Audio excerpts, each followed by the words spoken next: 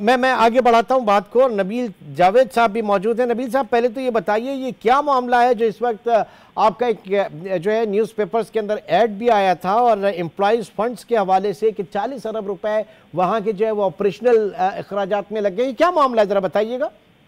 Ji, thank you so much Imran साहब, मौका देने का, बात करने का। सर एक्चुअली ऐसा है कि पीआईए जब 1955 में ऑपरेशनल हुआ था तो उस वक्त 1976 तक उसके पास कोई पेंशन स्कीम नहीं थी। यानी जो पीआईए से लोग रिटायर्ड होते थे उनके पास कोई पेंशन स्कीम नहीं थी। तो 1976 में पीआईए ने अपनी पेंशन स्कीम लॉन्च की और उस वक्त एक उन्होंने पेंशन फंड बनाया। सर उस पेंशन फंड के अंदर जो है पीआईए ने ये फॉर्मूला दिया कि जो एम्प्लॉय रिटायर्ड होगा उसका 50% जो उसकी सैलरी होगी उसका उतना कंट्रीब्यूट करेंगे और उतनी उसको पेंशन दी जाएगी। सर हाँ। अब ये सब कंटिन्यू काम चलता रहा और 2003 में जाके, सर 2003 में पीआईए ने क्या किया, पीआईए ने जो है इसको चेंज कर दिया और कहा कि अब जो पायलट्स होंगे, रिटायर्ड होंगे, उनको उनकी लास्ट जॉन सैलरी का 80% दिया जाएगी, पेंशन दी जाएगी और ऑफिसर्स कैटेगरी को 32% दी जाएगी। इससे मुराद ये थी कि पीआईए पहले असेस कर लेता था कि कितने एम्प्लॉयज रिटायर्ड होने वाले हैं, उसके लिहाज से उस फंड के अंदर वो पैसे डाल लेता था। उस फंड के जो ट्रस्टीज थे वो पीआईए के खुद मैनेजमेंट थी और बेनिफिशरीज थे वो रिटायर्ड एम्प्लॉयज थे सब।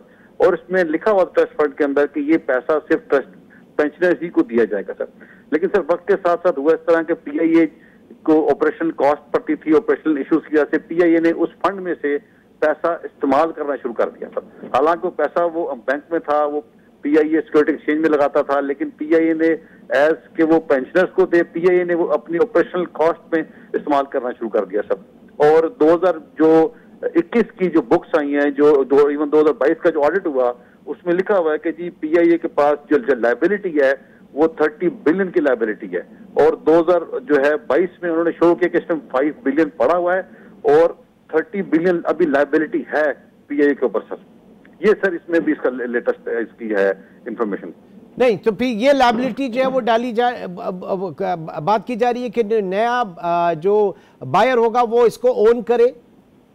एग्जैक्टली सर, देखें चूंकि इसकी रीजन ये है कि जो लायबिलिटी पीआईए के ऊपर आती है, जो पीआईए की जो ट्रस्ट फंड में लायबिलिटी है वो 30 बिलियन की है। इससे मुराद ये है कि जो पीआईए ने पैसा निकाला अपने ऑपरेशनल कॉस्ट में निकाला, फर्दर जो उस पर इंटरेस्ट क्रिएट हुआ, जो उसको री इन्वेस्ट किया गया वो 30 बिलियन की अमाउंट थी। तो पीआईए ने खुद से ऑपरेशनल कॉस्ट के लिए 30 बिलियन की जो है वो ऑलमोस्ट अमाउंट इसमें निकाली और ऑपरेशनल इस्तेमाल किया। हालांकि वो पैसा ट्रस्ट फंड का था, वो पीआईए अपनी ऑपरेशनल कॉस्ट पर नहीं इस्तेमाल कर सकती थी। तो लिहाजा जो बायर इसको परचेज करेगा, सवाल मेरा ये होगा, फंड के जो गलत इस्तेमाल है ये इसी वक्त इसको नोटिस किया गया या इससे पहले इसके ऊपर कोई कार्रवाई क्यों नहीं हुई? सर देखें एक्चुअली पीआईए चूंकि प्राइवेटाइज होने जा रहा है और ये जो लायबिलिटी है 30 बिलियन की, ये बेनिफिशियरी हैं उनकी यानी उनका फंड है। तो बेसिकली चूंकि इनको जो रिटायरीज थे उनको भी एप्रीहेंशन ये थी कि अगर पीआईए प्राइवेटाइज होने जा रहा है तो देन उनको पेंशन का जो फंड का पैसा कहां पर चला जाएगा, क्योंकि पीआईए ने वो पैसा देना है पेंशनर्स का।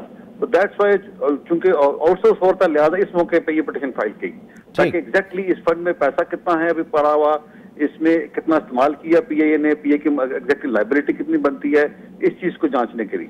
ठीक है, नबील साहब की तरफ। नबील साहब ये बताइए, आपने ज़ाहिर है कि सारी चीज़ें देखी, इसकी आपने फाइनेंशियल्स भी देखे होंगे, आपने पूरी बुक देखी होगी, क्या नज़र आता है पीआईए के अंदर बिगाड़, किस तरह का फाइनेंशियल्स नज़र आते हैं आपको इसकी बैलेंस शीट में? सर देखें बेसिकली सबसे इम्पोर्टेंट जो चीज ये है कि जो मैनेजमेंट ऑफ द एयरलाइन है दैट इज नॉट प्रोफेशनल।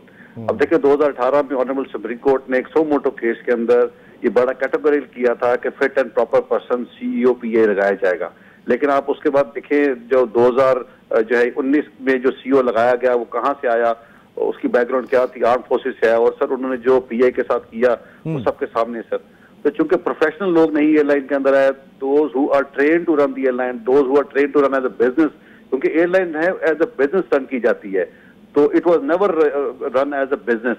ये तो एक नॉन प्रोफेशनल वे से रन किया गया जिसकी वजह से एयरलाइन को नुकसान हुआ। सर और सर मैं अगर इजाजत दें तो मैं एक बात इसमें ऐड कर दूं कि जो पीआईए की निजकारी का प्रोसेस है ये इलीगल प्रोसेस हो रहा है। सर कैसे रीजन कैसे उसकी सर रीजन ये है कि देखिए पीआईए को 2016 में कॉरपोरेशन से एक्ट ऑफ पार्लियामेंट के तहत इसे कॉर्पोरेशन से पब्लिक लिमिटेड कंपनी कन्वर्ट कर दिया गया, जिसे कहते हैं PIA कन्वर्जन एक्ट 2016।